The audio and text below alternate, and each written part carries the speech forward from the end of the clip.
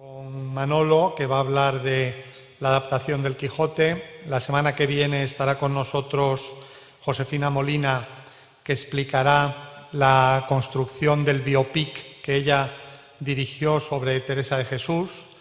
La siguiente estará con nosotros Soledad Puertolas, que nos comentará un trabajo que hizo de adaptación de La Celestina, que fue una película que firmó la dirección Gerardo Vera. Y cerraremos el ciclo con Manolo Rivas, que hará una visión de cómo introduce en sus películas John Huston la poesía, usando tres secuencias, una de Los muertos de Dublineses, otra de La noche de la iguana y otra de Paseo por el amor y la muerte. Y entendemos que, bueno, que es una oferta interesante que esperemos que a todos vosotros, a todos ustedes les interese.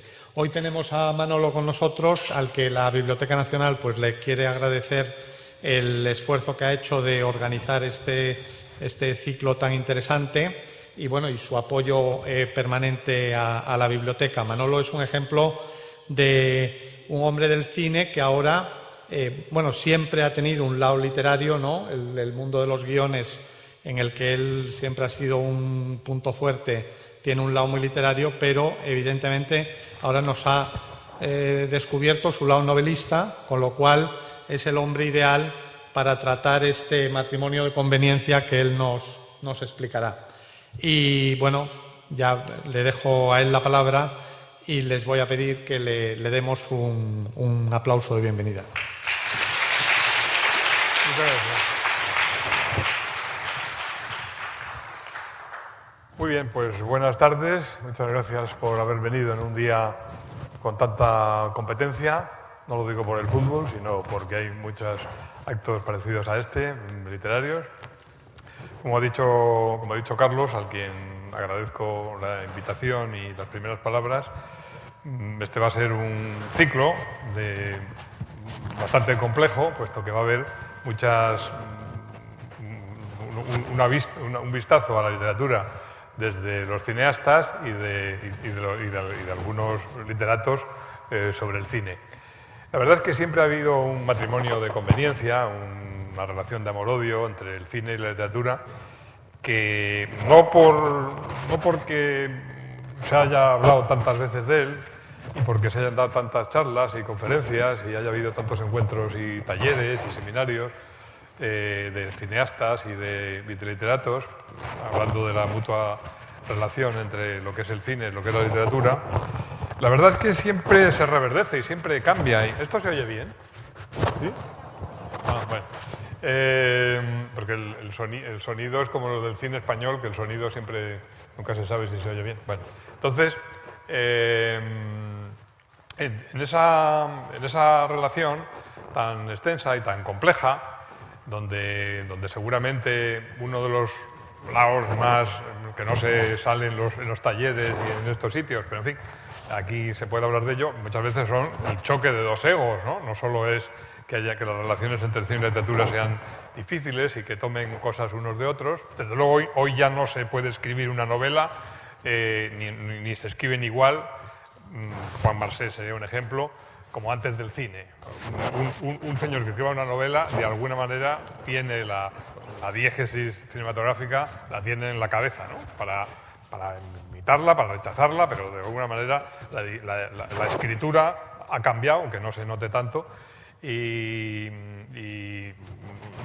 muchas novelas de Marsé, desde luego, diríamos que son perfectos, y de hecho se ha llevado muchas veces al cine. Son excelentes guiones cinematográficos, ¿no? Y por supuesto, el cine siempre, desde los comienzos, o sea, Griffith, para hacer sus grandes películas, pues ¿de quién tomó cosas? Pues más que tomarla de los pintores o de los músicos, ¿no? Pues lo tomó sobre todo de Dickens, que era el hombre que de alguna manera era popular, y el cine que el cine también tuvo ese momento popular. O sea que los comienzos y el cine, los fundamentos del cine, que siguen existiendo hoy, que siguen valiendo, pues no solo están ahí, sino que año tras año vemos que aparecen cosas nuevas que tienen mucho que ver con esa relación, esa vieja y primitiva relación entre el cine y la literatura. Pensemos, por ejemplo, ahora mismo que las series de televisión, ¿no?, pues son, en algunos aspectos, tienen más palabras que imágenes, ¿no? Porque la imagen, naturalmente, en las televisiones se ha empobrecido un poco porque se hacen planos más concretos, se hacen planos más cercanos, ya no hay esas grandes puestas en escena que veíamos en muchas películas como las de Visconti, por ejemplo, pero en cambio se habla mucho, ¿no? Se habla mucho y aquello está siempre muy apretado. Yo creo que nunca ha estado más cerca el cine y la literatura, que han estado divorciados a veces, nunca han estado más cerca que ahora mismo en las series de televisión. Nosotros seguimos hablando de películas sobre todo, pero la verdad es que la televisión ahora mismo casi sustituye a la novela. De hecho, hay mucha gente, sobre todo gente joven, que no lee y se cree que está en la literatura porque ve muchas series de televisión. Incluso hay una cosa que lo demostraría, que yo no sé cómo en este tipo de charlas no se habla más de ello, ¿no? Hay una cosa curiosísima y muy dickensiana, y es que en las series de televisión, que tiene un origen muy literario eso, en las series de televisión casi nunca hay una sola historia, sino que como en las novelas de Dickens o en los seriales de Dickens primitivos, parece como si tuvieran miedo que van a aburrir con una sola historia, y siempre hay muchas historias paralelas, ¿no? Parece que cuando una se agota, pues empieza una historia paralela y empieza la historia del amigo, o de la cuñada, o no sé qué, y viene otro trozo, y así. Eso es un origen que se rastrea muy fácilmente en la literatura, no en las películas, porque las películas no eran así. Una película clásica de cine negro era una película lineal, con su planteamiento nudo en desenlace, pero no tenía historias paralelas, ¿no? O sea que como se ve, estas relaciones del cine y la literatura se van rehaciendo pues, continuamente, ¿no? No digamos nada con el fenómeno de transmedia, del que ahora se habla tanto. Transmedia, como saben ustedes, es un término relativamente nuevo para hablar de esta emigración de unos textos unos textos cinematográficos o literarios hacia otro sitio, ¿no? Por ejemplo, pues en las series de televisión, que son cómic, son novelas, primero suelen ser una cosa, luego son otras, y muchas veces lo son a la vez y atravesadamente, ¿no? Águila Roja, por ejemplo, pues mientras estaba filmando o grabando la serie, de esa serie ya estaban sacando una película que estaba dentro de la serie que salió a la vez, y un videojuego. Bueno, estos fenómenos del transmedia que tanto se ven y que están tan apoyados en las redes sociales, sobre todo, donde entran, porque muchas veces se entra desde la red social a comentar la serie, el episodio que se está viendo. Ahora se habla mucho del fenómeno de las dos pantallas. Las dos pantallas sería que mientras se está viendo la pantalla de televisión una serie o un episodio de lo que sea, al mismo tiempo, pues un espectador tiene su propia pantalla y está tuiteando con otros y comentando lo que está viendo, y a veces incluso pretendiendo influir en lo que va a suceder al final de los episodios, intentando cambiar. Eso se hace bastante en Norteamérica. Las canales de televisión tienen en cuenta las opiniones de los que están viendo online, de los que están viendo la serie, para pedirles, o ellos para proponer, pues que la historia continúe así o continúe de otra manera. Eso, de ahí vienen todas estas secuelas y precuelas. Ahora ya se puede decir precuela porque la Academia ha admitido esa horrible palabra llamada precuela, ¿no? Yo he oído decir, por ejemplo, hablando de la Biblia, que la Biblia en realidad no es más que una precuela del Evangelio. Entonces, en estos fenómenos transmediáticos, pues yo pienso que el origen, evidentemente, está en estas relaciones de amor y odio primitivas entre lo que se escribe y lo que se filma, entre lo que se ve y lo que se lee. Naturalmente, esto es muy nuevo, los fenómenos de transmedia son muy nuevos. Es una cosa participativa, por supuesto, no solo del que los que hacen la serie, sino también el de la gente. El espectador ya no es pasivo. Incluso a veces llegan a cosas curiosísimas, ¿no? Hay algunos de estos espontáneos, no sé cómo llamarlos, sino de algunos espontáneos que han hecho mezclas de series. Entonces mezclan The Wire con, por ejemplo, con Mad Men. Entonces hacen una mezcla y salen personajes de Mad Men y personajes de The Wire, ¿no? O en la red, ahora mismo, hay muchísimas continuaciones, propuestas de continuaciones de Harry Potter, muchísimas más de las que escribió su autora, ¿no? Bueno, pues todo ese fenómeno nuevo seguramente tiene un origen profundo, pues no solo en nuestra mente, sino también en nuestra cultura. Y bueno, pues repasando el Quijote y las historias en torno al Quijote, pues verán ustedes que es nuevo en cuanto a, seguramente, al número, pero no respecto a los orígenes que tienen en nuestra mente. Ustedes fíjense solo en dos cosas, ¿no?, del Quijote, que yo he tenido en cuenta en las dos series, vamos, en las dos cosas que he hecho sobre el Quijote, la serie y la película. Ya hubo un fenómeno transmediático cuando a Avellaneda se le ocurrió cogerle a Cervantes, ¿no?, su personaje. Entonces eso no estaba mal visto, había que hacerlo bien o mal, pero vamos, era una cosa frecuente, ¿no? Sobre todo en las novelas de caballería los personajes se tomaban prestados, por decirlo de una manera suave. Entonces, Avellaneda en realidad, pues que ha quedado como casi como un plagio, como la imagen del plagiario, pues entonces no era una cosa tan inhabitual tomar un personaje de otro autor y escribir una cosa nueva, ¿no?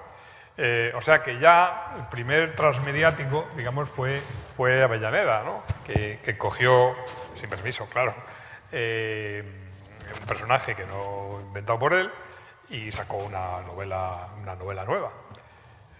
Pero Cervantes no se quedó a la zaga del invento, sino que hizo lo que para mí es, en fin, todo es genial seguramente en el Quijote y en Cervantes, o Cervantes por lo menos mientras escribe el Quijote, pero seguramente lo más novedoso, la apuesta más importante, lo que realmente es un abismo del pensamiento, es lo que hizo cuando el autor verdadero, ¿no?, el primero que lo inventó, que era Cervantes, su criatura, cuando se enteró de que había un señor, seguramente conocido por él, aunque firmara con el seudónimo de Avellaneda, que estaba utilizando su personaje, y lo estaba utilizando sobre todo porque era un personaje de éxito. Al fin y al cabo, los dos grandes primeros bestsellers de la historia han sido El Quijote y Robinson Crusoe, ¿no? Son los dos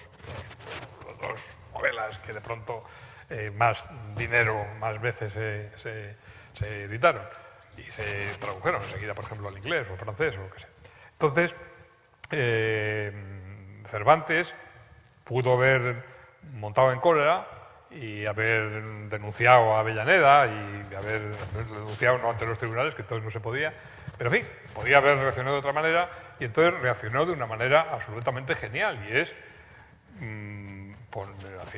hacia el capítulo 40 de la segunda parte del Quijote, pues hacer decir a don Quijote una cosa genial que preludia no solo a Borges, sino al inventor del mismísimo Transmedia, que es que don Quijote dijera: ¿pero cómo va a haber otro Quijote si el verdadero Quijote soy yo?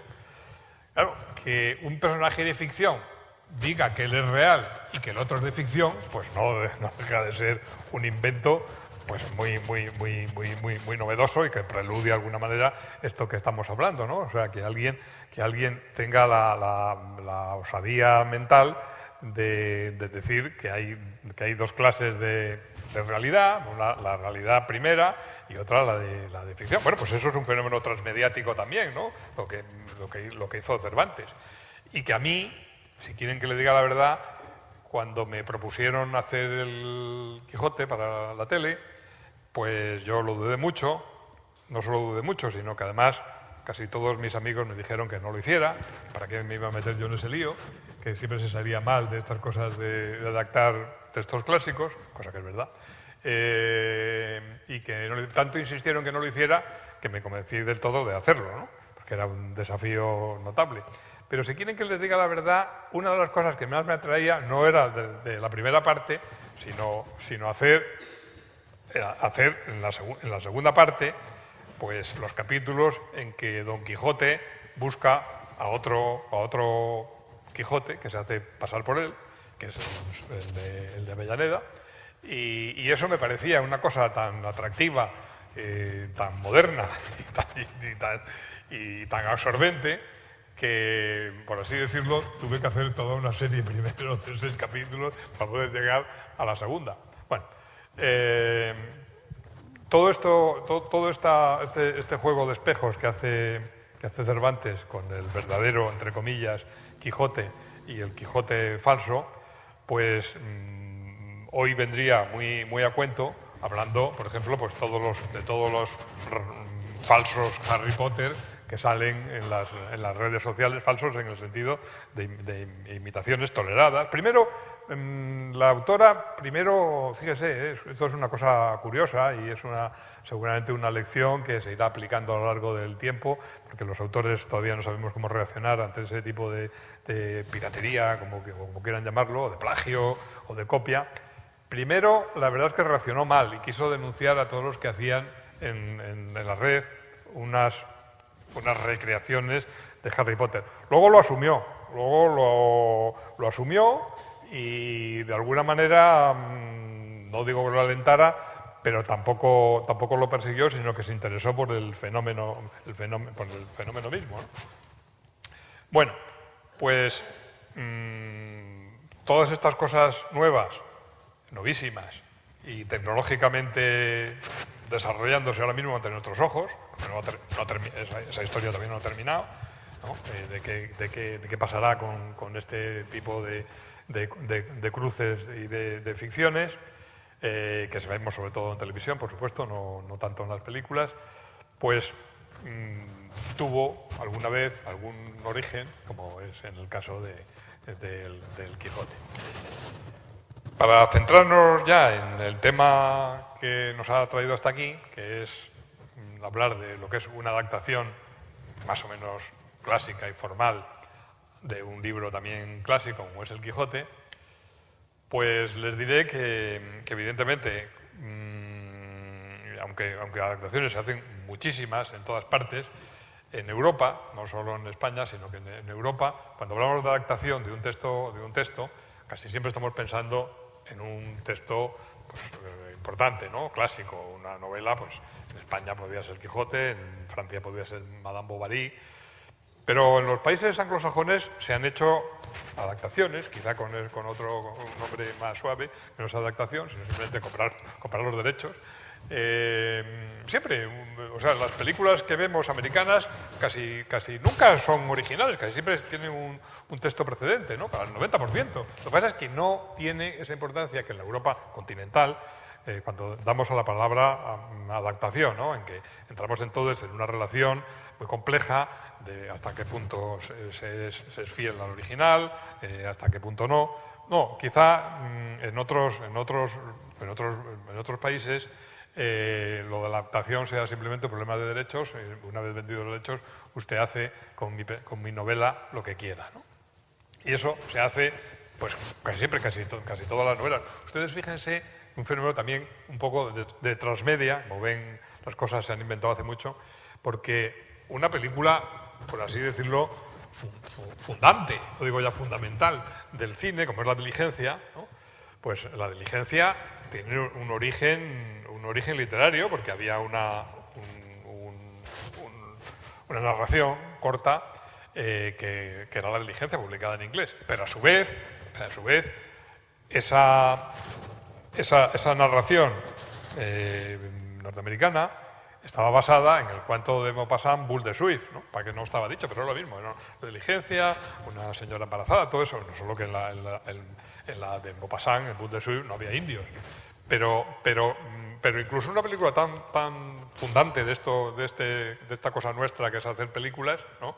Tenía un doble origen literario cercano, de una narración comprada por los productores, y un origen literario pues lejano, era la narración estupenda, por otra parte, de Maupassant, ¿no? Por lo tanto, cuando se habla de una adaptación en España, como puede ser El Quijote, Josefina Molina, que está aquí, hablará que no era una adaptación de Teresa de Jesús, pero en fin, también es una señora que escribía, o la Soledad de Puerto, que hablará de la Celestina. Como ven, casi siempre nos estamos remitiendo pues, a obras conocidas, ¿no? por el futuro espectador, ya como lector. Bueno, eso es un arma de doble filo.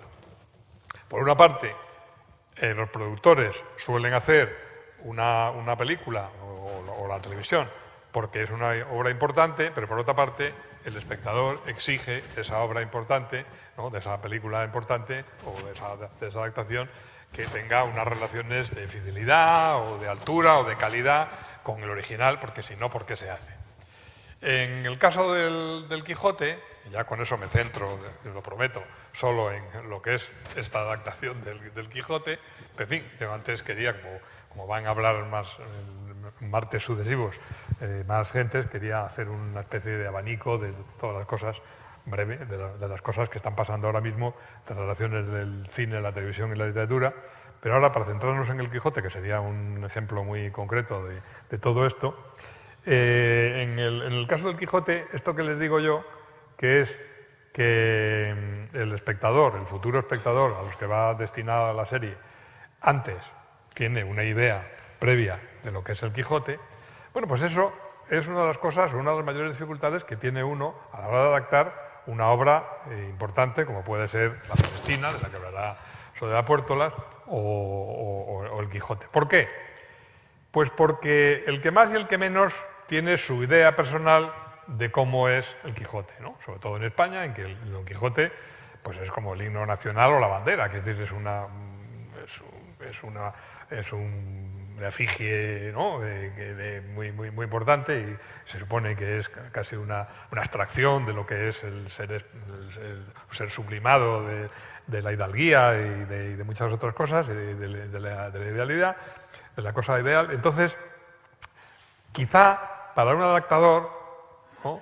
Lo peor es que la gente no es que conozca bien el Quijote y te exija hacer un Quijote bien hecho y fiel, sino que tiene una idea previa hecha de lo que es el Quijote, que muchas veces no es exactamente la que escribió Cervantes.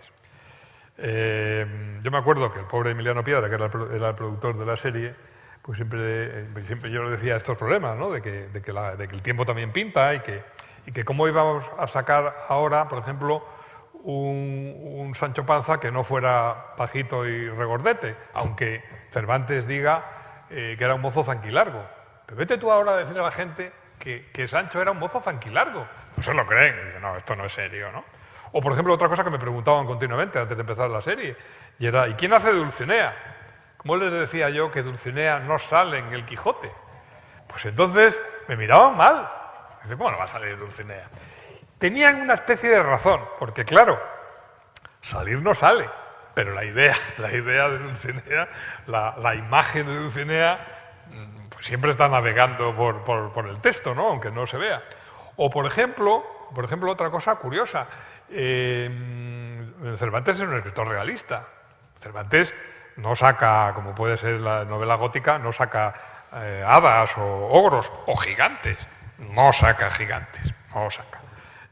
Lo que pasa es que lo que dice Don Quijote es que ha visto un gigante y tal, pero Cervantes no dice que sean de verdad, sino todo lo contrario. Dice que está loco y que no hay gigantes, igual que Sancho, ¿no? Pero cuando uno cierra el libro del Quijote, a base de haber leído tanto de gigantes y de sabios engañadores y de todo eso, y de doncellas o de doncellas que había que rescatar de algún castillo, uno al final saca un poco la idea de que todo aquello pues ha pasado por delante de sus ojos, ¿no? Entonces, eso para mí era un problema porque el lector tiene una lectura equivocada pero no del todo, porque ha leído cosas sobre Dulcinea que le gustaría ver. Y si no hay gigantes, pero sí ha habido molinos, ¿no? Bueno, eso era uno de los grandes problemas. Siempre, el pobre Emiliano Piedra siempre le decía, tú, Manolo, haz bien, o sea, que todo quede bien, que los académicos estén de acuerdo, la gente y tal, hasta los molinos, porque más allá de los molinos nadie ha leído nada al Quijote, ¿no? Si esto no... Y entonces, es verdad que el primer encontronazo, ahora se lo he traído a ustedes de ejemplo, el primer encontronazo que tuve al adaptar la serie, después de muchas dudas, aparte de la elección de los actores, que hablaremos en otro momento, pero ahora quiero que vean los problemas que tiene un director de cine cuando se enfrenta, digo enfrentarse con toda la fuerza de la palabra, cuando se enfrenta a un texto clásico que la gente ha leído o por lo menos ha creído leer. El episodio de los molinos no es de los más importantes del libro, ¿no? Yo me imagino que Cervantes se hubiera extrañado mucho de que los molinos hayan quedado casi como la imagen del Quijote, ¿no? Yo no sé si es porque como hay tantos quesos y aceites y eso, donde con la imagen de los molinos, no sé, pero no sé por qué los molinos se han convertido en la imagen del Quijote a lo largo del tiempo. Por cierto, y entre paréntesis digo, los molinos que salen aquí, que van a ver ustedes en unos segundos, son de Consuegra, no del campo de Criptana. Y los del campo de Criptana se enfadaron muchísimo conmigo porque dijeron que los verdaderos molinos, esto era como lo de Avellaneda, los verdaderos molinos eran los suyos, no estos que sacaba yo, ¿no? Los suyos no los podía sacar porque ya estaban convertidos todos en fábricas de queso y en pub y en bares, ¿no? Entonces, estos otros no son los verdaderos. Para que vean ustedes hasta qué punto el espectador interioriza muchas cosas, ¿no? Muchas cosas que lee o imagina. Entonces, el episodio de los molinos es sobre todo muy corto. Comparado con otras cosas que pasan en el Quijote, es muy corto. Si yo era fiel en la adaptación a lo que dice Cervantes de los molinos, yo sabía que se iba a quedar la cosa muy pequeñita, ¿no? Muy pequeñita porque tiene unas cuantas páginas, pero no pasa, para llevarlo al cine no pasa casi nada. Pues yo sabía que aquello tenía que alargarlo, pero ¿cómo alargarlo sin que los académicos se me echaran encima? ¿No? Y dijera, oye, porque tengan ustedes en cuenta que entonces en Televisión Española, que era la única que había, y todo eso, dinero público, todas esas cosas, pues la gente veía aquello y además se hablaba mucho de ello y tal, o sea que era, y sobre todo, el Quijote es el Quijote, ¿no? Y hay que cuidarlo mucho y tratarlo con mucho cuidado.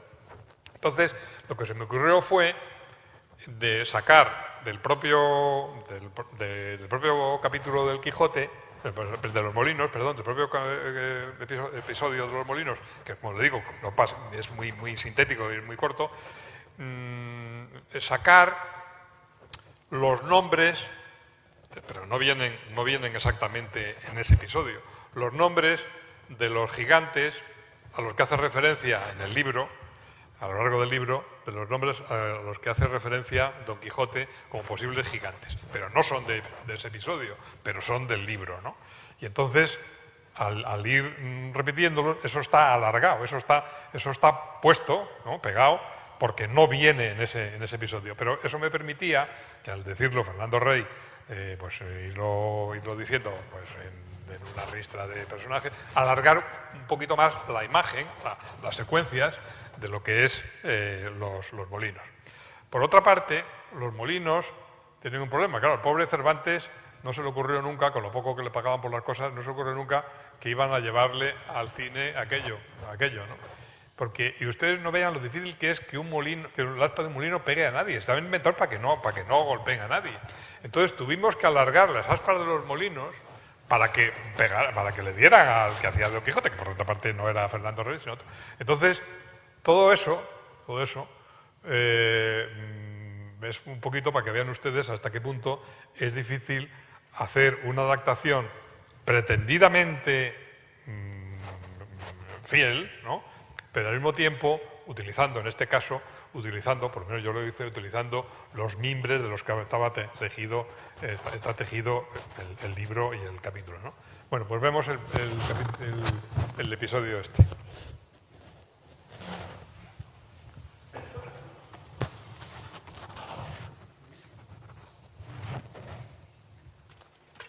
Mira, Sancho, contempla lo que tenemos ahí delante. La fortuna va guiando nuestras cosas mejor aún de lo que deseáramos, porque ves allí, amigo, más de 30 desaforados gigantes. Ahora mismo pienso entrar en batalla con ellos y quitarles las vidas para enriquecernos con sus despojos y arrebatarles sus reinos, si es que poseen alguno. Muy bien, señor, muy bien. ¿Y a qué gigante se refiere? Aquellos que ves allí. ¿Allí? Aquellos cuya soberbia es mayor aún que su estatura, y que agitan los cielos levantando una tempestad de viento y furor. Aunque mováis más de 100 brazos, os rendiré mi espada. Mira, cuán largos tienen los brazos. Algunos los tienen de más de 2 leguas. Esta es buena batalla, Sancho. Gran servicio a Dios es quitar la mala simiente de la faz de la tierra.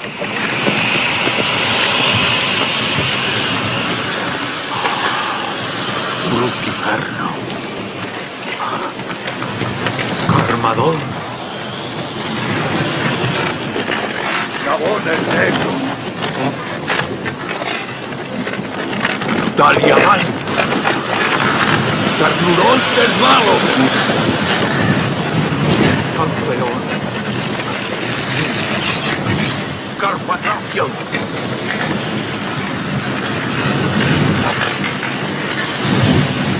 Pronastor el Orgulloso.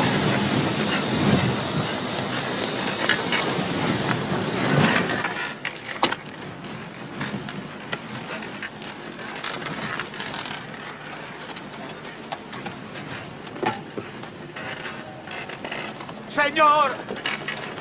¡No son gigantes! ¡Y lo que parecen brazos son las aspas! ¡Señor! ¡Calla, Sancho! Y prepara Rocinante. ¡Apresúrate, amigo!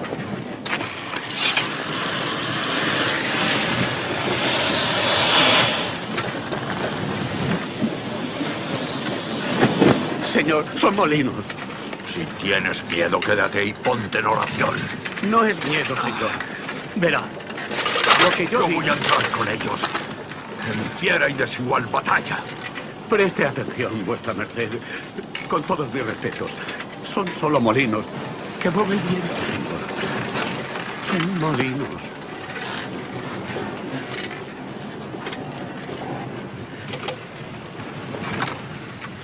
Son gigantes. Socorredme, señora mía, Dulcinea. ¡Non fuyades, cobardes civiles criaturas! ¡De un solo caballero es quien os acomete!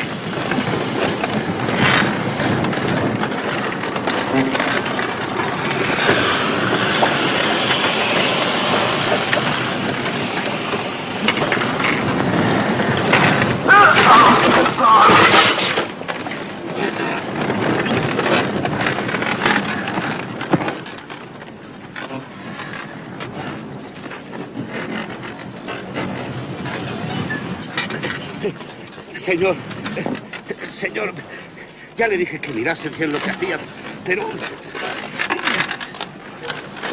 vuestra merced no quiso escucharme. Levántese. Levántese. Calla, Sancho, calla. ¿Sabes lo que pienso? ¿Qué? Que el malvado Frestón ha intervenido en esto. ¡Quedas avisado, Frestón! De nada han de valer tus malas artes contra la bondad de mi espada.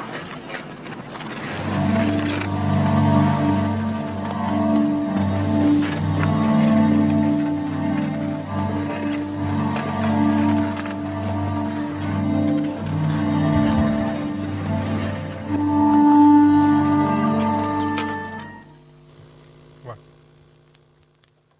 pues como ven ustedes, el capítulo de Cervantes, Don Quijote no se baja del caballo, sino que, bueno, que la cosa continúa, ¿no?, sin bajarse, y no hay ese paseo entre los molinos, que es un invento. Pero, en fin, no se utilizaron, como digo, los mismos nobles materiales de los que está hecho el resto del libro. Y ahora quería enseñarles otra cosa completamente distinta. En realidad, bueno, primero les tengo que hablar un poco de los dos actores de la serie, de los dos actores de la película que se hizo varios años más tarde, que era la segunda parte. Uno de los grandes problemas de hacer cualquier adaptación es, por supuesto, encontrar el actor adecuado.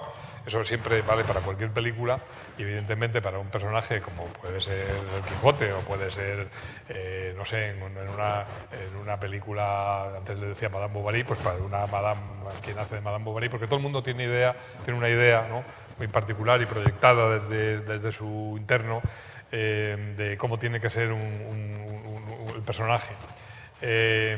Nosotros buscamos quién podía ser el Quijote, lo dimos muchas vueltas. Se le ofreció, como no, a Fernando Ferrán Gómez. Fernán Gómez no quería, porque Fernando Gómez además había hecho un Quijote en México, pero en fin, tampoco era para tenerlo mucho en cuenta. Fernán Gómez no quería, porque además Fernando tiene un problema, y es que odiaba a los caballos.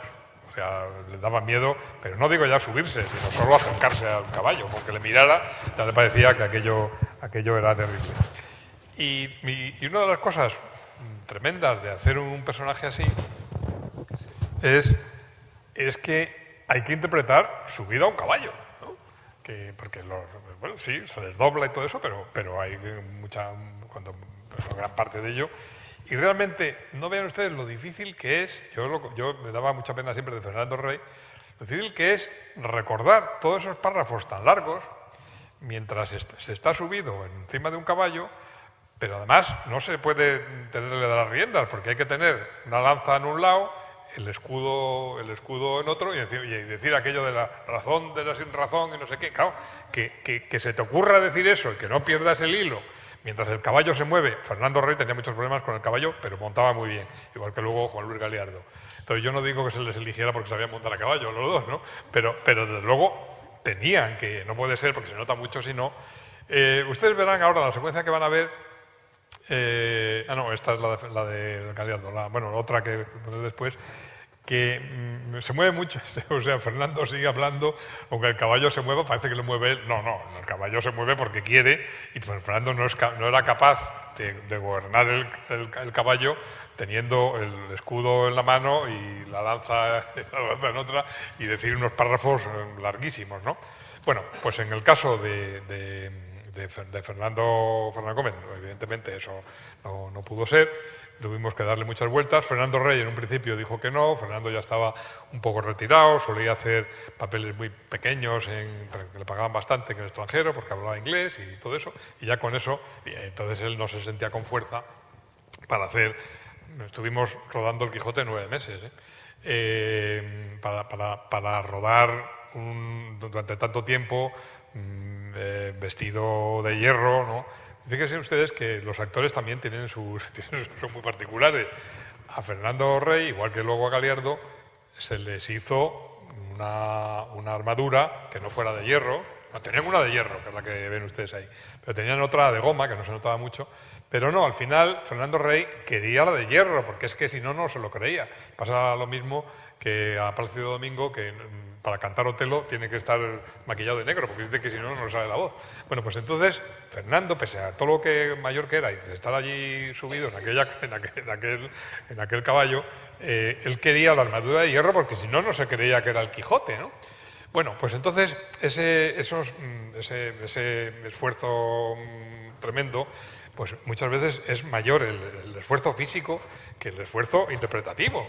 O sea, puede muchísimo más, ¿no? En el caso de Galiardo, que es un hombre más fuerte, me acuerdo que él también reclamó la misma armadura que hubiera llevado Fernando Rey en la primera parte. Bueno, Entonces, eso, la elección del personaje, ya les digo que era fue muy dificultosa y con muchos problemas. En principio, casi nadie quería que lo hiciera Fernando Rey. Decían que era un hombre muy soso, que para hacer Don Lope en Viridiana, perdón,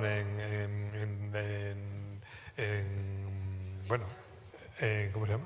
En Tristana, Viridiana hacía otro papel. Pero para hacer de Don Lope en Tristana, que sí, pero que esto no, que era muy soso. Entonces yo le dije la verdad a Fernando, le dije, mira Fernando, lo mejor es que vayamos hacia el abismo juntos, porque esto del Quijote es una cosa que a mí me van a palear por haberme atrevido a hacer esta obra cumbre de la literatura española y a ti por atreverte a hacer del Quijote. O sea que, entonces, a diferencia de Galiardo, que le pedí un poco lo contrario, él, que era un hombre siempre así, era pues eso, Don Lope, ¿no? El hidalgo español y todo eso, él arriesgó mucho. Arriesgó hasta el ridículo, hasta el borde para hacer un personaje de un loco. En el caso que van a ver ustedes ahora, que es el de Galiardo, claro, como siempre le decía yo a Galiardo, no me importa decirlo aquí, pero también se lo decía a él, digo, bueno, tú tienes una ventaja para hacer el Quijote, porque como ya estás loco, ¿no? Pues no tienes que hacer mucho esfuerzo, porque loco estás, ¿no?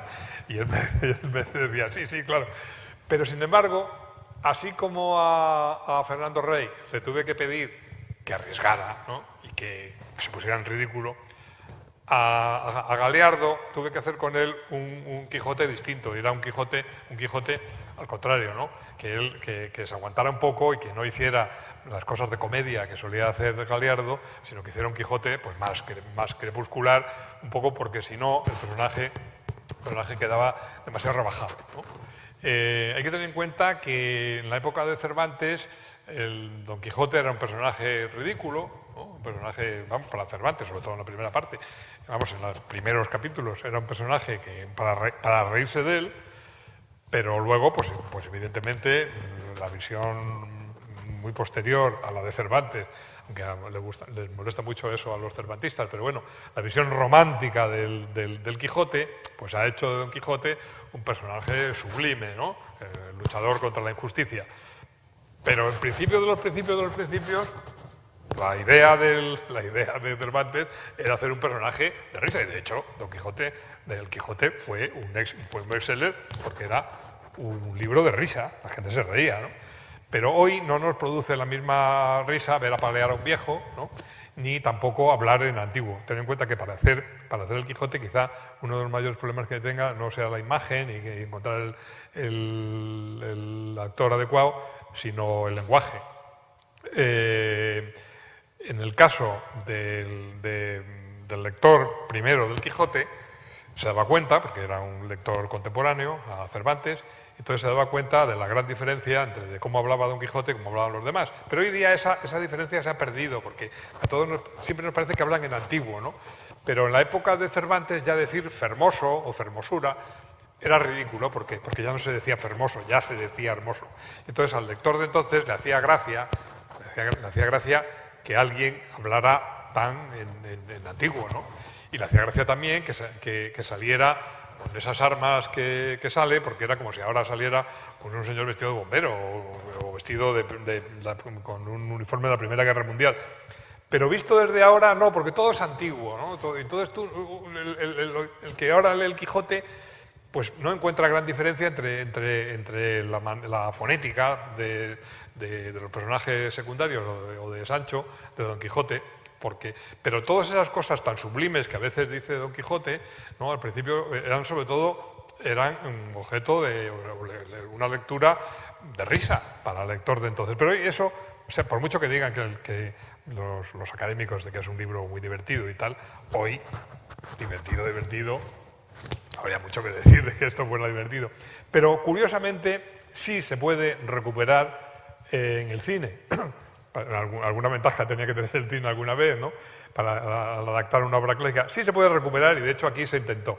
Don Quijote, el personaje que hace Fernando Rey y el que luego hacía Galiardo, siguen hablando de una manera más o menos rimbombante y prosopopéyica, y a los otros yo les dejé que hablaran de una manera más llana, no de una manera actual, contemporánea, eso por supuesto no, pero sí de una manera más normal. Y en cambio a Don Quijote se le dejó el lenguaje un poco más ampuloso, ¿no? Yo creo que sí refleja mejor que la lectura directa del libro, a quien no sea un erudito, sí refleja mejor el gran contraste que buscaba Cervantes, que buscaba ese contraste entre cómo hablaba Don Quijote y cómo hablaban los demás. Eso en la serie sí se nota.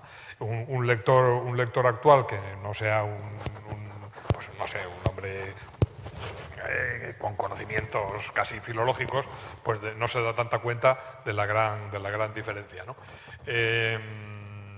En el caso, ya les digo, que en el caso de la elección de los actores, de personajes literarios muy conocidos, pues hay que tener mucho cuidado. Los problemas de casting son muchas veces más grandes que los de la puesta en escena, ¿no? Porque es una cosa, pues no sé, que todo el mundo tiene, pues eso, la idea de cómo tiene que ser Don Quijote o cómo tiene que ser Sancho. Para el Quijote que van a ver ustedes ahora, que es el de Galiardo, pues se hizo casi lo contrario, así como con Fernando Rey yo tuve que exigirle que se trastabillara un poco, ¿no? Pues a Galiardo pues le tuve que pedir un poco lo contrario, ¿no? Y es que él, que era un hombre más atrabiliario, pues entonces intentar hacer un personaje más en serio, más sublime. Y en cierta manera luego los eruditos que siempre hay en esto, ¿no? Pues han encontrado más atrevida y mejor, en cierta manera, la segunda parte, digo, hablando de la serie de la película, ¿no? La segunda parte que la primera. La primera, realmente, el intento que se hizo fue ser bastante fiel, ¿no? Dentro de lo que se puede, hasta el punto de que la serie fue muy bien recibida y no hubo grandes críticas por parte de los académicos, guardianes de toda la ortodoxia. Pero si alguna vez tuve algún reproche fue ser excesivamente fiel a aquello, ¿no? Aquello primero. Es curioso, ¿no? Que eso pueda ser un reproche, pero sí. En cambio, la segunda parte sí permitía más, entre otras cosas porque la segunda parte era una película y ya tenía otra estructura, sí pudimos ser un poquito más arriesgados y de hecho, pues yo estoy pensando ahora en Jean Caravaggio, que es un gran cervantista y estudioso del cine, de las películas que se han hecho sobre el Quijote, y a él siempre le pareció mejor el acercamiento fílmico al Quijote en esta segunda parte que en la primera, ¿no? Pero sin embargo, yo les debo confesar casi, que el personaje es más el de Fernando Rey que el que hace Galiardo, porque Fernando Rey hace un personaje mucho más loco, ¿no? que el de Galiardo, que es un Quijote pues un poquito más, seguramente también como la propia novela, no digo que no, un poquito más vencido por la vida. El episodio que es el de la cueva de Montesinos, que van ustedes a ver aquí, que es el que hace Galiardo, verán ustedes un poco la diferencia de interpretación entre uno y otro y también una cierta diferencia de estilo. Mientras que el principal problema que tenían en la primera parte era eso que les digo, ¿no? De hacer que sin aparecer gigantes hubiera, no sé, una idea flotando por allí de lo que era un gigante, aunque no se viera. La primera película que yo vi del Quijote, que era Rafael Gil, salían unos gigantes, ¿no? A mí me pareció horrorosos. O sea, salían unos gigantes en sobreimpresión sobre los molinos. Aquí buscamos una cosa un poco más sutil, ¿no? Y es que, pues hombre, o el molino parecía un gigante o no, pero no sacar una sobreimpresión, ¿no? En cambio, en la cueva de Montesinos, a mí me parece que es en el libro de Cervantes, un episodio totalmente surrealista, ¿no? de estas cosas geniales que de pronto tenía Cervantes, porque a mí sí me parece que el final de lo de la cueva, que van a ver ustedes aquí, que es que Dulcinea le pida a Don Quijote unos reales. O sea, en vez de hablar de amor, eso dice mi señora que se le puede prestar unos reales. Es que me parece que solo eso ha tenido que ver Cervantes antes de escribirlo en una especie de ensueño o de pesadilla para que se le ocurra eso, ¿no? Entonces, este episodio tiene un tratamiento fantástico, distinto seguramente y por supuesto aquí sale Dulcinea porque en ese caso, sí, como es una historia, es un episodio contado por el propio Don Quijote y visto por el propio Don Quijote, contando solo a Sancho, pues sí puede salir Dulcinea porque también sale en el libro, entonces no se traiciona, ¿no?, esa idea que me parece maravillosa de que hacía Cervantes, y era que él conseguía ir hasta los límites de la realidad, pero no más allá, ¿no? Él siempre, la literatura española en eso es maravillosa porque ha llevado los límites de la realidad hasta las fronteras mismas de lo posible, ¿no? Pero no un paso más allá. No hay ogros, no hay monstruos, no son películas, no son historias de mazmorras y dragones, ¿no? Sino que siempre se teje con los mimbres de la realidad. Menos en este caso, en que sí sale, ya les digo, sí sale Dulcinea, porque es una historia contada a Sancho por el propio Don Quijote. Así que ahora vemos la cueva.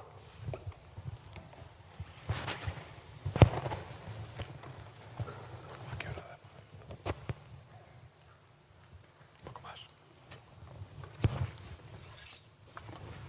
Tú átame fuerte.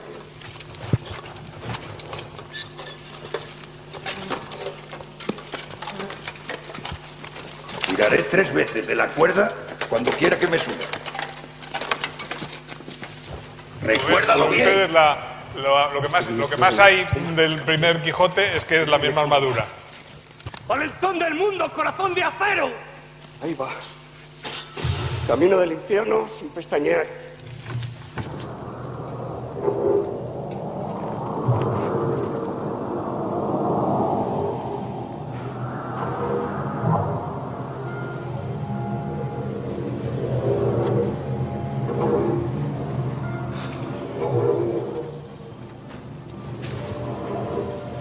Estoy despeñándome, empozándome y hundiéndome, solo para que resplandezca la luz de tu hermosura.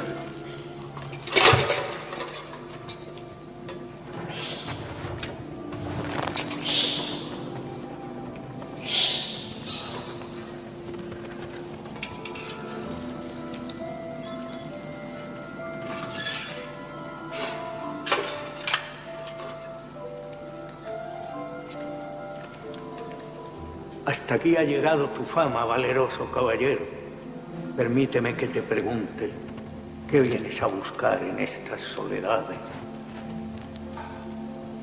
Te conozco, Montesinos. En los libros de allá arriba he leído que guardas el cuerpo del valeroso caballero Durandarte, y en ellos se dice que el amor por su dama le mantiene ni vivo ni muerto. Merlín, del que dicen que es hijo del diablo, tiene aquí dormidos a muchos caballeros y algunas damas.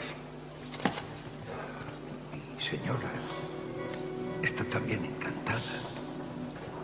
Y he pensado, si yo podría desencantarla. No se oye muy bien, ¿no? Carlos, no se oye muy bien. No es de bronce, ni de mármol, ni de jaspe, sino de pura carne y puros huesos. Mi amigo, Durandarte, flor y espejo de los caballeros valientes y enamorados de su época, lleva aquí mucho tiempo sin hacer otra cosa que quejarse y suspirar de vez en cuando. Se mueve.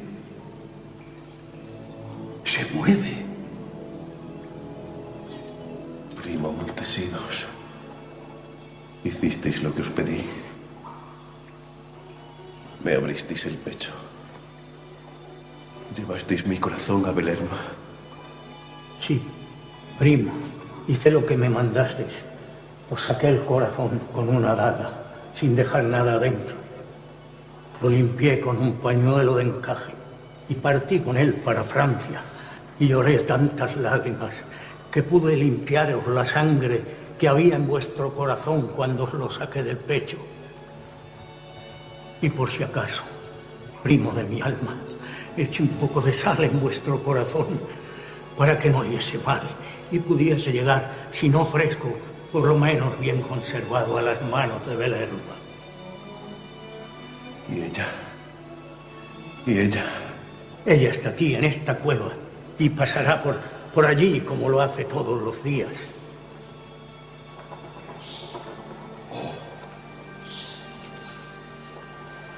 Es muy hermosa.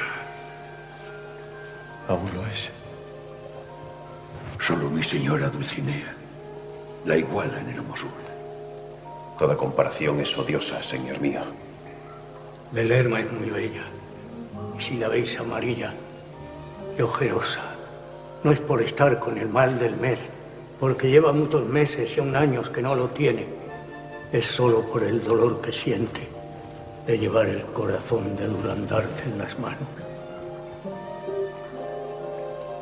Si pudierais verla. Si yo pudiera. Si yo pudiera.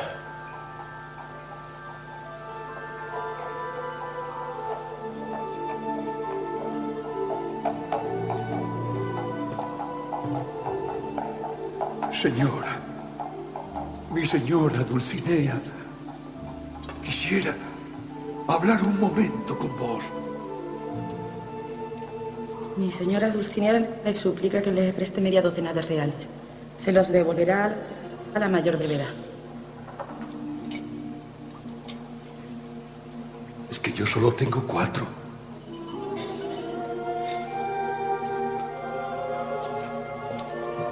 ¡Deteneos, señora!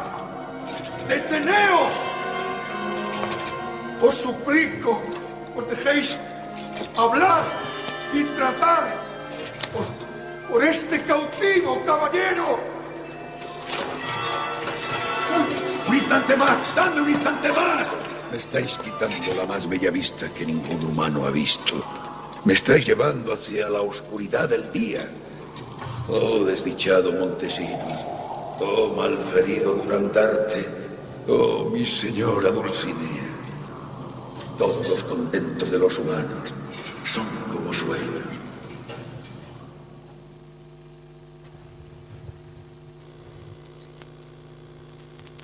No sé si se oye muy bien, pero... Bueno, es una pena porque es sobre todo para oírlo. No se oye bien el diálogo, ¿no? No se oye. Pues, ¿y por qué lo hemos oído? Y antes sí lo hemos oído bien, ¿no? Bueno, en cualquier caso, como en el caso de... Ya han visto ustedes la gran diferencia que hay entre un personaje y otro, y seguramente...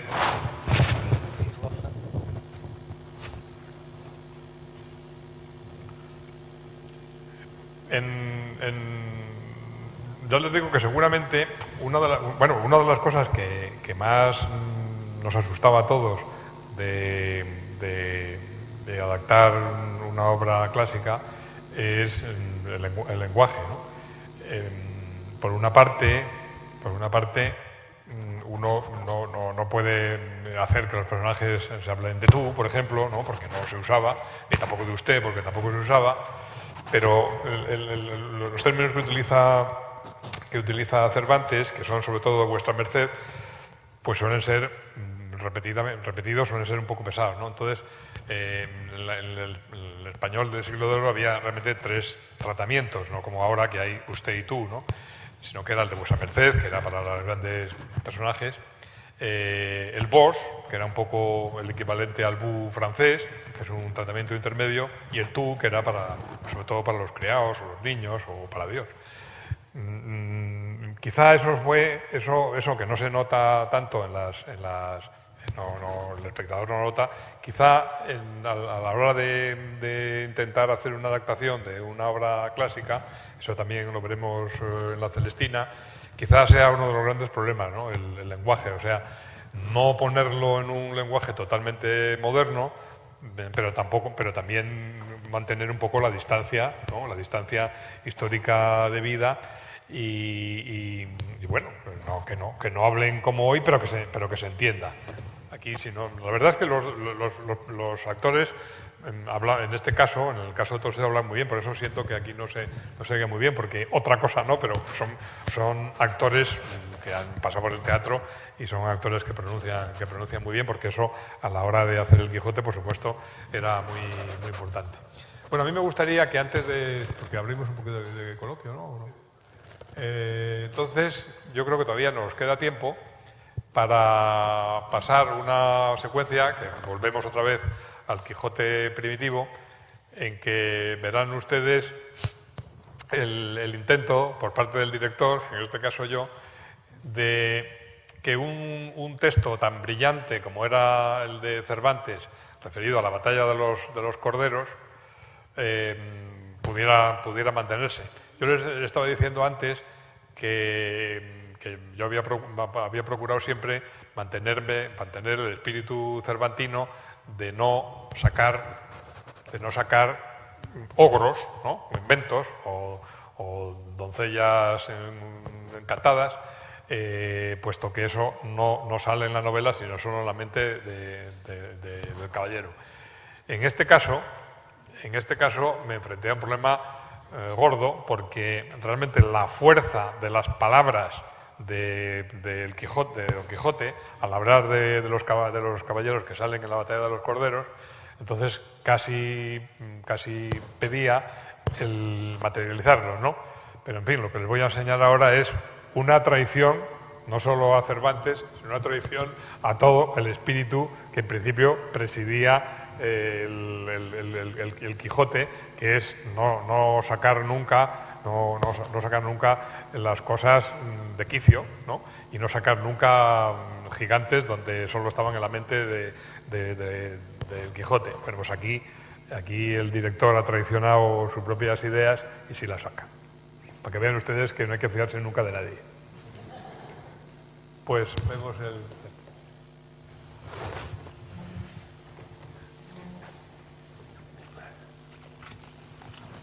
Detente, Sancho.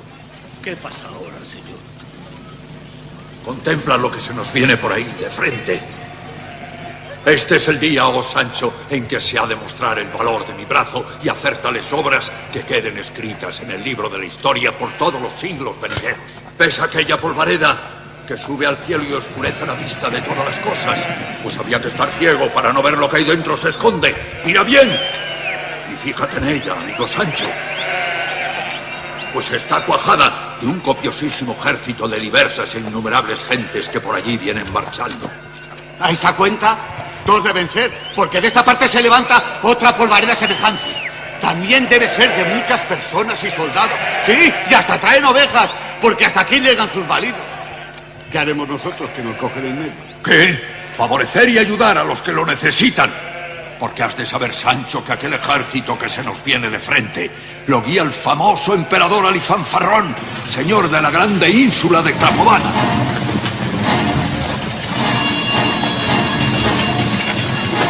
Y aquel otro que marcha a mis espaldas es el de su enemigo, Pentapolín del arremangado brazo, que así lo llaman porque entra en todas las batallas con el brazo derecho desnudo.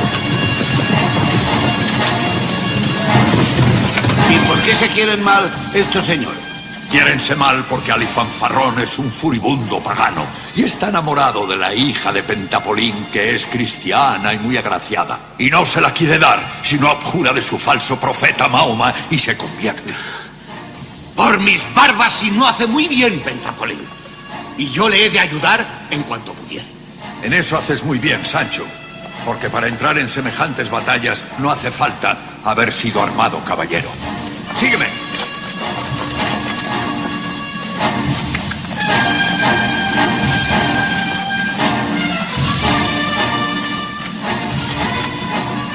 Contempla con tus propios ojos los caballeros que militan en el bando del emperador de Trapobana y que se nos acercan por esta parte.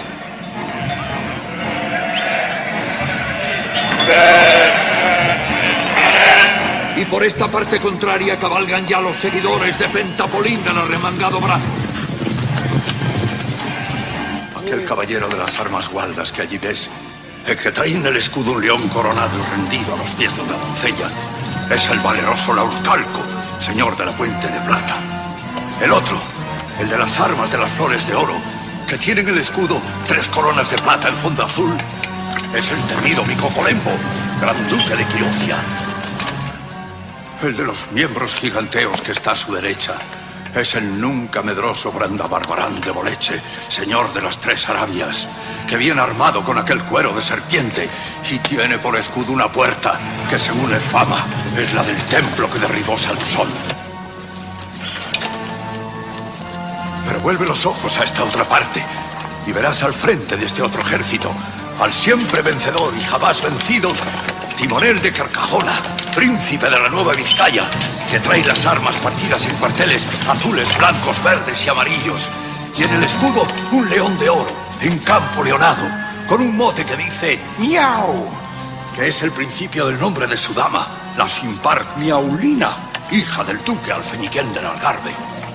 El otro, el que carga y oprime los lomos de aquella briosa y corpulenta yegua, es un caballero novel, de nación francés, Pierre Patin, señor de las maravillas de Utrique. El otro, el que bate las hijadas de aquella pintada y ligera yegua y que trae las armas de las campanillas azules, es el poderoso duque de Nervia, Espartafilardo del Bosque, que tiene por empresa en el escudo una esparraguera con un lema en castellano que dice «Rastrea mi suerte». Todo debe ser encantamiento, como los fantasmas de la venta. ¿Pero qué dices, Sancho? ¿No oyes el relinchar de los caballos, el tocar de los clarines y el ruido de los atambores?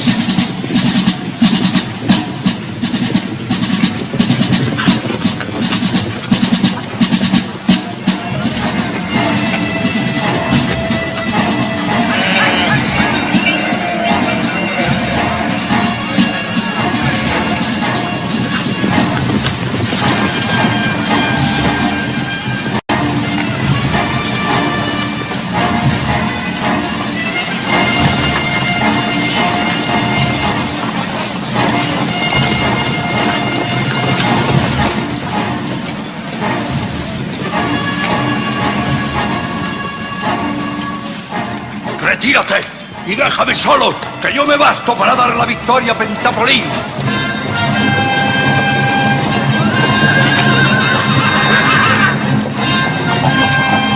¡Vuélvase, señor Don Quijote! ¡Que son ovejas y carneros!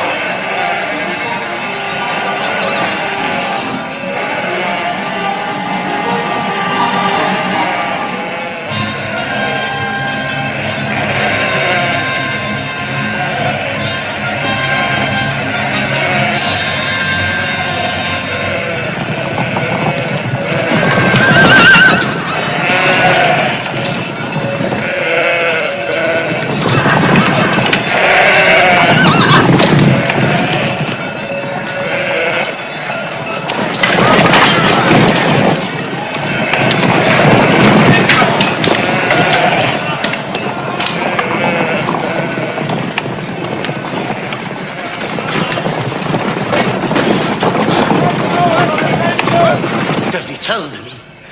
Desdichado del padre que me engendró. Pero si no hay gigantes, ni caballeros, ni tampoco gatos, ni armas, ni escudos, ni campanillas azules.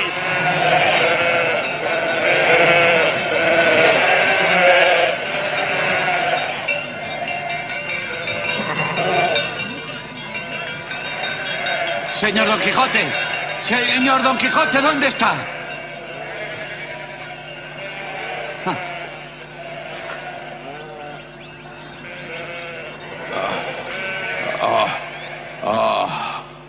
Sancho, esto es cosa del ladrón, del sabio maligno que me persigue, que ha convertido los escuadrones del ejército en manadas de ovejas. Envidioso de la gloria que yo había de alcanzar en esta batalla.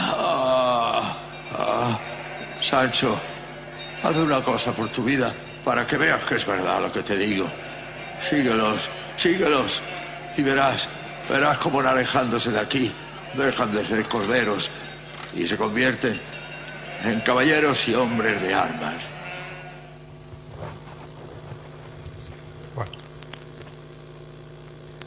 Bueno, una de las cosas que sí me gustaría, antes de que fin, pasemos a otro momento, es comentarles dos cosas respecto a las adaptaciones, sobre todo para días venideros, ¿no? Porque es común, no solo al Quijote, sino cualquiera de las cosas que vamos a ver en los otros martes.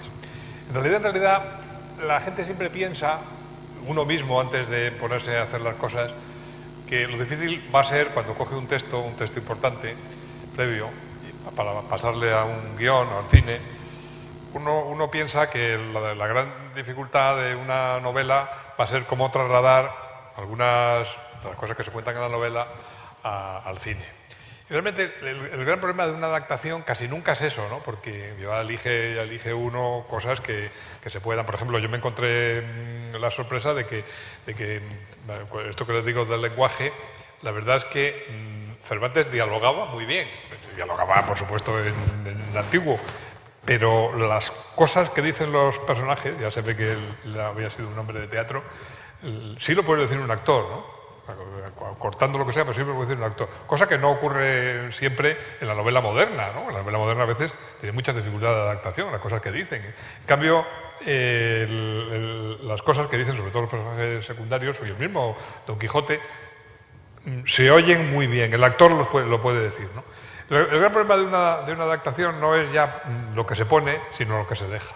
Ese es el gran secreto que uno descubre a veces un poco tarde, ¿no? Tú, cuando coges una novela, importante o no importante, pues el gran drama que tienes no es cómo pasas este párrafo al cine, sino qué es lo que cortas, qué es lo que dejas, el abandono de una parte. Eso es uno de los grandes dramas. Y el otro de los problemas es que en la novela las cosas, evidentemente, no hace falta, vienen muchas veces descritas, pero no vienen dramatizadas, ¿no? Yo tuve, ahora que todavía no está aquí Manolo Rivas, pero que ya estará, yo tuve un desencuentro con una novela de Manolo Rivas, con El lápiz del carpintero, que empecé a adaptar y me derrotó la novela, ¿no? Porque muchas de las cosas que allí ponía Manolo Rivas estaban, por supuesto, dichas. Se enamoraron. Ya tú qué fácil, ¿no? Bueno, pero tú luego eso, pasarlo al cine, ¿no? Tienes que dramatizarlo. Entonces, dramatizar una descripción narrativa, lo que es una descripción, dramatizarla para pasarla a otro medio, en este caso para transmigrar hacia una cosa de una ficción fílmica, pues hay que dramatizarlo. No basta con decir que Pepito y Juanita se quieren, ¿no? Y en una línea o en un párrafo, sino que tú tienes que ver que aquello de verdad sucede, ¿no? Es un problema general en cualquier traspaso al cine, cualquier adaptación, pero seguramente no comparable con las cosas que tienes que dejar por el camino. Fíjense ustedes en el caso de del Quijote, ¿no? Hay que ver las cosas que uno con gran dolor tiene que cortar. Otra cosa que les digo, que no tiene que ver con esto, pero que no puedo dejar de decirlo, es que ustedes habrán visto que Fernando Rey se mueve, que el caballo se mueve mucho. Bueno, eso no es que queda muy bien, porque le da mucha viveza. Eso no es porque quisiera Fernando Rey, es porque el caballo no se paraba quieto, porque tenía puesto unos grandes reflectores que le daban en los ojos y el caballo no se estaba quieto. Fernando Rey pedía auxilio, gritaba, maldecía. Eso muchas veces, ya le dije yo que iba a hacer un documental con esos trozos, ¿no? Pero luego no lo hice. Pero realmente yo creo que aquí pueden ustedes observar lo difícil que es para un actor actuar encima de un caballo que se mueve continuamente y que no puedes manejar. Realmente hay que ser un gran actor para memorizar todo eso y al mismo tiempo tener esas grandes dificultades físicas, ¿no? Y con eso, digamos, entraríamos en el tercer gran problema, te les he dicho yo, que es lo que se deja y lo que se coge, y otra cosa es el dramatizar, y quizá el tercero sea eso, ¿no? Y es que la gran diferencia entre el cine y la literatura, seguramente, porque tienen una estrategia parecida, ¿no? Narrar en el cine, narrar en literatura tampoco es tan distinto. La gran diferencia son los actores, o sea, el que juegas o tienes unos personajes reales con cuerpo delante, ¿no? y que tienen que incorporar unos personajes que de la otra manera están descritos. Yo creo que la gran diferencia entre cine y literatura está sobre todo en el actor. Y yo, si quieres, pasamos ahora, suponiendo que no haya empezado el partido, pues si tienen ustedes algo que comentar. Si alguien quiere hacer alguna pregunta.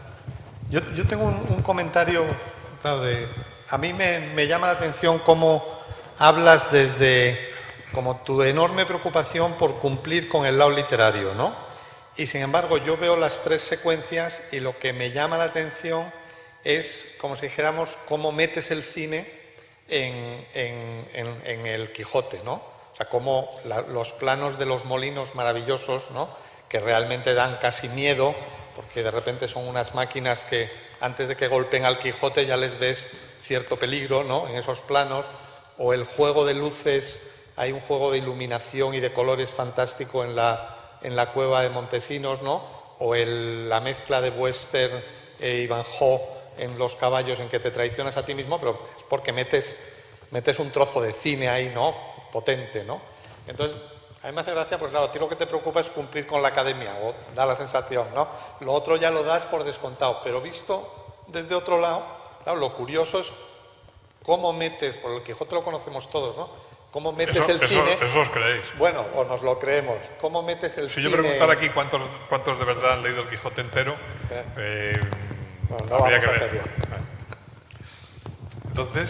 No, que me llama la atención un poco que si yo hubiera tenido que hablar de esas imágenes, no lo hubiera planteado tanto como el cumplir con la literatura, sino la adaptación, como cómo meter el cine en... Lo que pasa es que tú eso lo das como tu oficio por descontado, entiendo yo, ¿no? Porque a mí me llama mucho la atención justamente eso, ¿no?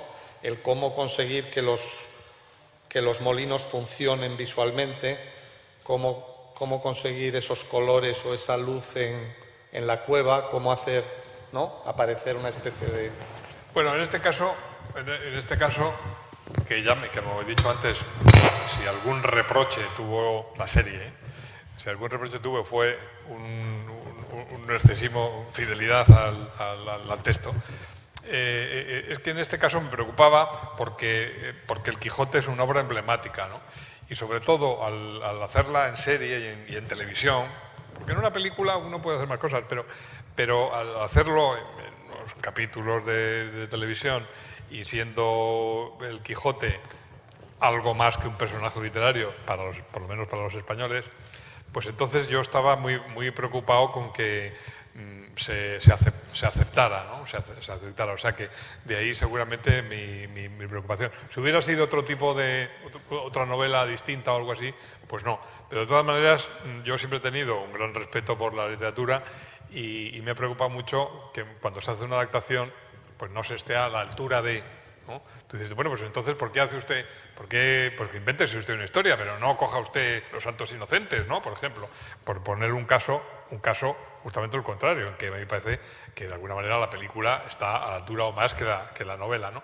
Pero cuando coger una gran novela y solo utilizarla de pretexto, porque te viene bien utilizar el título, ¿no?, para venderlo, pues entonces eso me parece mal. Por eso yo he empezado algunas adaptaciones, por ejemplo saqué cuento de Lápiz del Carpintero de Manolo Rivas, que he dejado porque yo decía, no, pues está claro que es mejor el original. Entonces, si es mejor el original, dejemos el original, ¿no? O sea, que realmente una adaptación, la única justificación que tiene es porque tú vayas a dar pues una visión distinta, desde un ángulo distinto.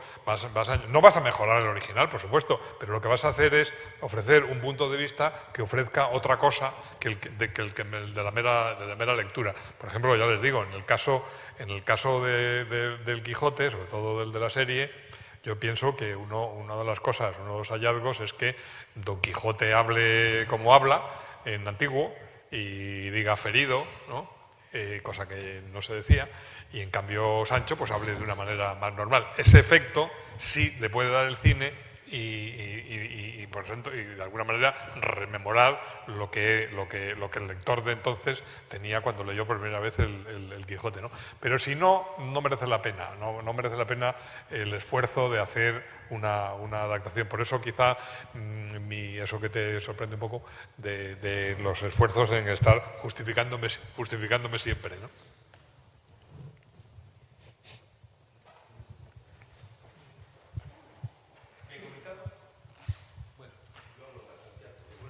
Me comentaba un director de fotografía que solamente en las películas se puede sacar una parte de la obra, porque si no serían películas de una extensión enorme.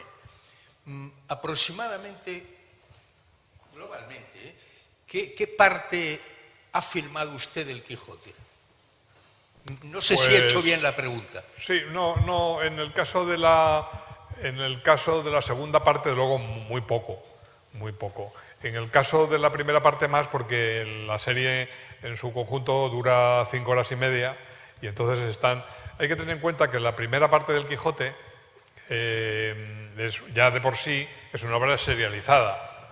Por lo tanto, no tiene tanta importancia cuántos episodios he filmado, sino cuáles he elegido y cuáles no. Entonces, pues elegí los principales, por decirlo así, ¿no? En la segunda parte del Quijote, que es más una novela más tradicional, ¿no? Pues ahí sí que dejé muchísimo aparte. Pues no llegaría ni a una cuarta parte, desde luego, del texto original, ¿no? Bueno, pues si os parece... Muy bien. Pues sí, esperamos el martes que viene.